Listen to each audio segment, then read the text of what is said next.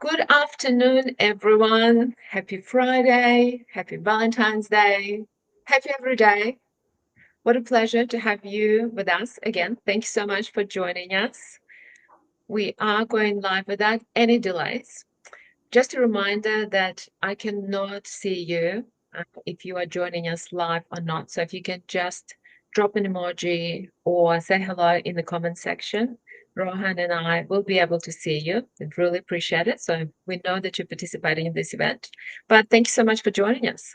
So Rohan, I chose you as my day today because I think that GoGenerosity and the Valentine's Day go hand in hand. So it was very strategic.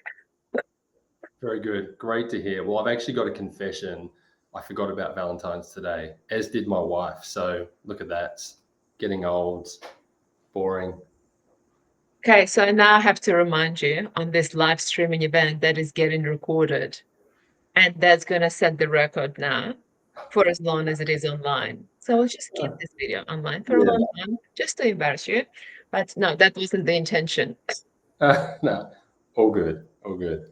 Well, welcome. You still have it the whole day ahead of you, so hopefully you'll be able to redeem yourself.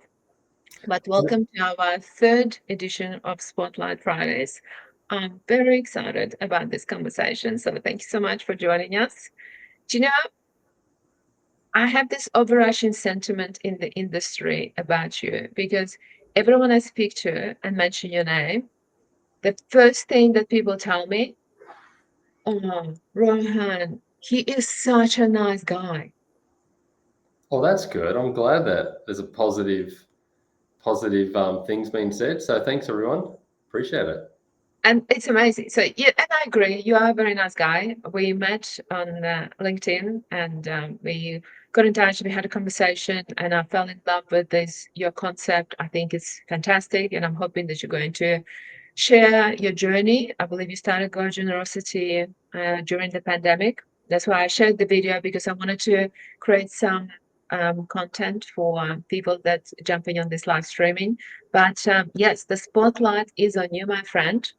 Take it away. I am so looking forward to this conversation. Awesome. Oh, thanks so much for having me, Anna. And it's so good to be able to just share a little bit about my journey and what we're doing. Hey, did you want me to just get straight into it? And then did you want to potentially ask some questions afterwards? Is that probably the best thing? That will be amazing. Cool. Yes, so we'll start with the fact that you created the only donation app on Shopify that grows social impact and revenue. So I think that will be a good start. So tell us why you did it. Yeah, great. Look, for me, the journey started, as you said, it was actually in the pandemic. My background is restaurants. I've owned multiple restaurants, and my background is actually hospitality. So I'm not a tech person. This has been new for me. This has been like a really interesting journey. But one of the things that I did find is that in my career, I found that there was a huge need for businesses to be able to have impact and be able to connect with the charity. So for us, we were at a time in our restaurants where effectively the lights got turned off. COVID had hit, and it feels like forever ago, but it was something that we couldn't even afford to pay our own bills, let alone help the community. And so the idea sparked to me, which was, well, I've got many customers that still turn up to our restaurants. And so why don't I just see if they're interested in helping the community? And it was just a simple ask. And ironically, we first started with an online store. So even though we're not techie, our restaurants were closed, and the only way to access our food was via ordering takeaways online. And so that's how it actually started. We just gave people the ability to just leave donations. But one of the key differences that we did is we said that we would take 100% of their money and we would turn it into food, and we would enable the charities to come and collect the food directly from our restaurant. So we're really serving a practical need, so that the consumer wasn't just wondering, oh, where did it go and what did the charity spend the money on? They saw it was the charity was being directly impacted with receiving food. So that's how we started. It was a really simple concept, and where we are today, we've only been on e-commerce for the last 2 years. So GoGenerosity as a business, we've seen some amazing traction with incredible brands just jumping in on what we do. Shopify is by far the most frictionless experience with it. It's a simple plug and play. And so Yep, it took us a little while to find that direction and to just figure out that in-store wasn't, our place in terms of what we're doing, and to really sort of move on into e-commerce and do what we do today. See, and I know that you have a big aspiration. Well, I know your aspiration for 2025, you want to launch in Australia, and I absolutely would love to play a big part in this as well, but also impact. I believe there was a number around 1 billion Yeah, so globally. it's actually 100 million acts of generosity that we want to enable as a platform. And so, it's a pretty scary number. And to be honest, like, you can feel a bit silly communicating your vision and what it is that you want to do. But for us, we see that it's absolutely possible. Like, the more and more businesses that we partner with, GoGenerosity, all we're doing is utilizing the business's traffic to enable those acts of generosity, because the way the business can download our app, a widget appears in the checkouts, and then the consumer can choose to give or not give. And so obviously every single time a consumer gives, we count that as an act of generosity. So we're currently sitting at 82,000 acts of generosity. We have a long way to go. But I'm super encouraged to know that the larger brands that we bring on board, we can actually see that number skyrocket quite quickly. Yes, but you can celebrate the wins, because this is amazing that in 2 years you are able to achieve this. And I think the whole simplicity of that journey and transparency is so impactful, because I think it's very impactful for human psychology as well, because we as humans love giving as Yeah. much as we love receiving. So it makes us feel great. So it's almost that selfishness in us that we'd love to come across like as caring and kind people, and we love to m- make a mark, and we like to make an impact. So this is what it's all about, while supporting others. Yeah, absolutely. Like, that actually is scientifically proven now, that it actually feels better to give than to receive. And so I think there's still huge opportunities to tap into that psyche with the consumer. And I think there's, like, for us as a business, we want to be genuine and transparent and honest in what we do. But we also know that, like, retailers are trying to increase sales. They're trying to find creative ways and to be able to tap into the consumer and to increase their conversion rates and various things. And although that we don't claim that we do that, we actually see that takes place when businesses use our app and the consumers can engage with it. I think it's a really simple thing, is that there's often people purchasing things that they don't need, and I think that can be a little bit sad. But I think we live in that society where, like, fast fashion or whatever it might be.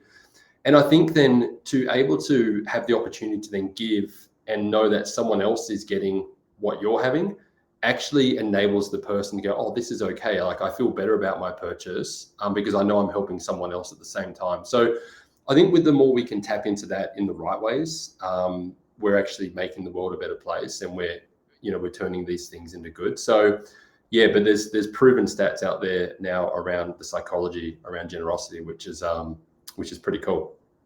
And I'm glad that you're sharing that, because I watched your video and I spent a bit of time on your website, and I think it's so good that you're calling this out. And most we're talking about the businesses, and then you have 100% guarantee for improving their revenue and brand. I saw that.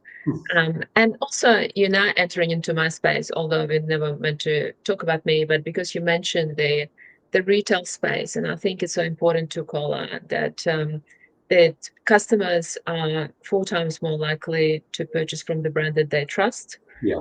I think it increases the retention rate, it improves the conversion rate. Is whichever way you look at it, it's actually creates more content on product pages that sometimes very bare or have the information is completely irrelevant for the checkout.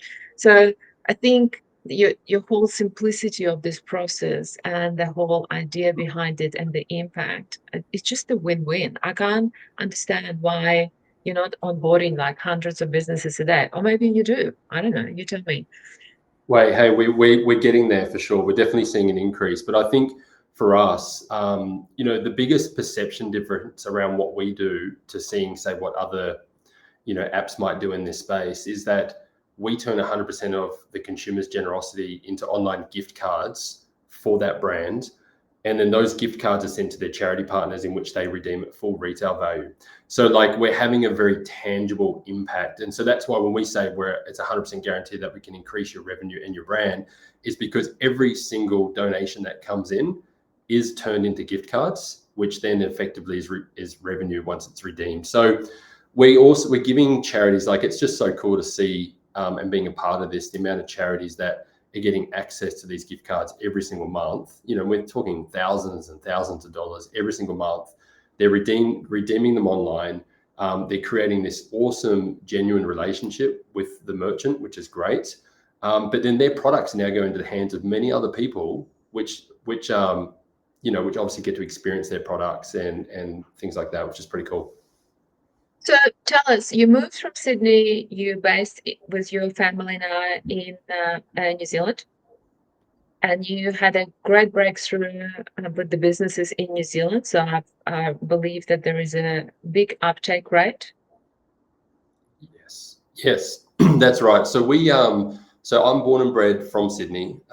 So obviously I'm an Australian. I married a Kiwi. So in Sydney, I met my wife. I don't know, now you've really tested me. I failed at Valentine's and I failed at the date in which we met. But anyway, it was a while ago. I think it was about 15 years ago that we first met.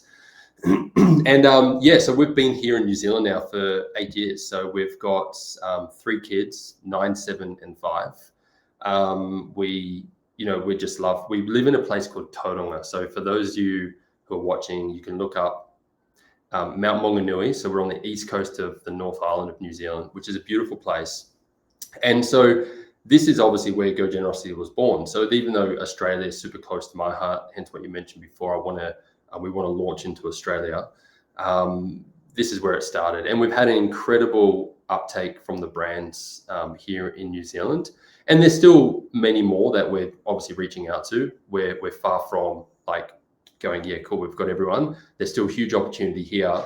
But it's been really cool to see. So the majority of the impact that you see us report on has actually come from small New Zealand. So it's exciting when we can actually, reach out to other countries and see other people participate in this as well. So Australia is next on your radar? Yeah, so we actually already have a few businesses in Australia that are on the platform, but we haven't this is the year that we're officially really, I suppose, going hard into Australia. It just makes sense for us. So Australia is definitely next on the list. So I have a couple more questions. So I want to hear about those 3 tips, because obviously we didn't rehearse this, so we're live. We have not pre-recorded. We're just speaking off the cuff. So you mentioned 3 tips we want to hear. Yeah, cool. I think one of the things I'll just start off with first, and it is that, one of the things that why businesses can't ignore social impact. I think we've sort of touched on this before, but as you said, studies are showing 1 in 4 consumers are 4 times more likely to purchase from a brand that is focused on environmental things or social impact. So I think that's pretty important. The other thing which is a really interesting stat, is 76% of young consumers have or would consider making a purchase based on the brand's support, or based on if that brand supports a cause that they believe in. So I think that's really interesting as well. And I'm hearing this firsthand. So when I do demos or I talk to brands, I was literally just talking to one last week, and they said, this is great. This is great timing, because we often get people reach out to us saying, what charities are you supporting, or what environmental causes are you supporting? And they had nothing to respond with. And they're like, great timing. We want to do this. Let's get it live. So I think that's really important. And the other thing is, the problem won't fix itself. So if we don't do something, the problem won't fix itself. And what I mean by that is, I heard someone once say, they actually commented on one of my posts a little while ago, that if we're not caring for the people and the planet to make the world a better place, then why are we here? And that was actually a real big wake up call for me. You always hear, even my mum said, growing up, just make sure you leave it better than what you found it. So those things imprinted in my brain. But it's easy to not think about that stuff when it comes to the planet. We can just do our thing. So that was really important. But also I've heard someone else say that, we can't do everything, but we must do something. And I think impact can be overwhelming. I just posted today that 1 in 5 children in New Zealand still have food insecurity. And it's just like, that's just not okay. That's not acceptable. Like 1 in 5 children in our nation, let alone all the other countries around the world. And so that can seem really overwhelming. But I think if we just focus in on what we can do rather than what we can't do, then we're all moving towards making the world a better place. But hey, so 3 tips. So I've got 3 tips for businesses in terms of what they could do regarding this. So apart from downloading GoGenerosity, of course, because, businesses can just connect with the local charity. So this sounds like, oh yeah, cool, heard this before, but the amount of businesses that just may not be in a position to give money or to give product or whatever it might be, just connecting with your local charity and doing volunteer days. So that doesn't have to be very often, but just getting your team amongst doing something, I think is really, really important. And it's great for your team. Donating unused products. Part of the reason of starting GoGenerosity was to make it easier.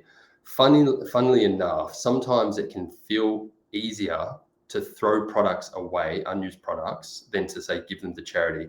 I'm guilty of this. When we worked in hospitality, we do massive events and you do these ridiculous hours doing all the preparation for these events. And at the end of it, the last thing you felt like was, oh, let's call the charity. So that's got to be made easy. And I think businesses will find that once they do it and they've got the relationship with the charity, then that becomes much easier. And, there's Thread Together in Australia. They're a phenomenal charity. The CEO is Anthony. They support 2,000 charities across Australia, giving them brand new clothing. 100% of all that clothing is donated from fashion brands. And before Thread Together, those fashion brands would just send that clothing to landfill. Like, that's just mind-blowing for me that it is acceptable to do that when there is thousands upon thousands of people in Australia that need clothing. So yeah, doing something like that, like donating your unused products rather than putting them to landfill, we all know now that helps in so many different ways.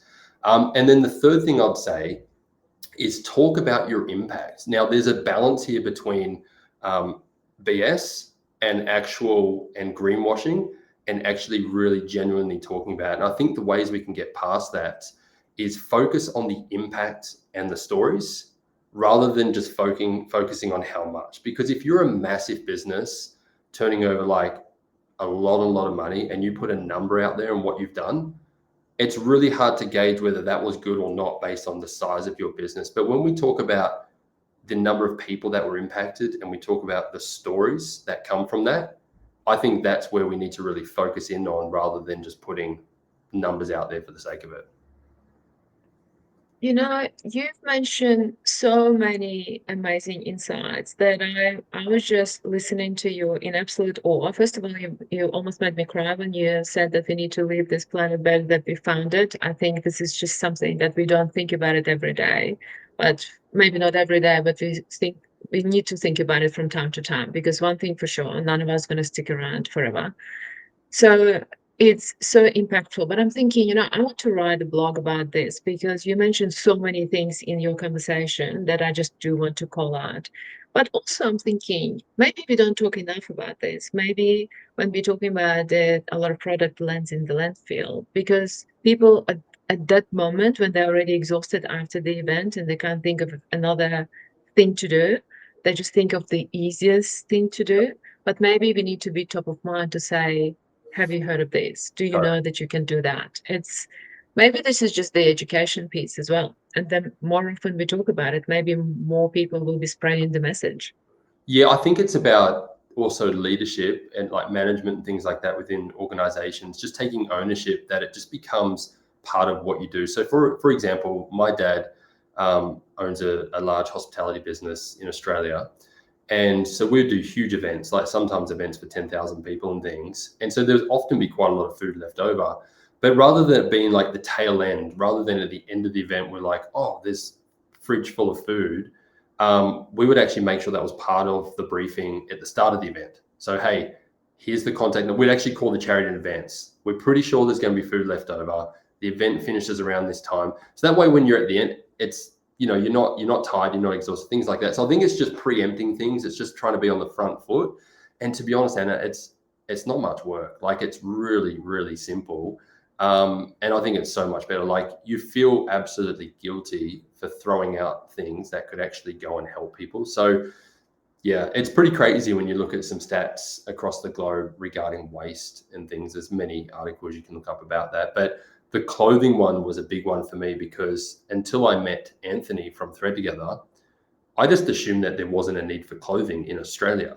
Like, I was just like, oh, I'm pretty sure people are all sorted there. And the amount of need is phenomenal. And then the amount of brands that are putting clothing in the bin, I was just like, it was mind blowing that that was even okay.